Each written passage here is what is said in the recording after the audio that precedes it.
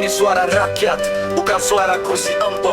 Kalau lo denger jangan pura-pura tutup kuping. Yo, listen. 3 juta per hari masuk kantor pejabat. Rakyat mati tulang tapi dompet tetap sekarat. Janji manis kampanye cuma omong kosong belaka. Di kursi DP lo tidur rakyat makin sengsara. Sekolah mahal, obat mahal, beras naik harga. Kami ngantri panjang, lo selfie depan kamera. Panggung politik cuma jadi tempat sandiwara. Tapi kami bukan penonton, kami lawak pakai suara. 3 juta per hari, buat apa sih bro? Kalau rakyat masih lapar, hidup makin gak neso. 3 juta per hari, rakyat makin terpojok. Kami lawan dengan suara, bukan cuma duduk bengong.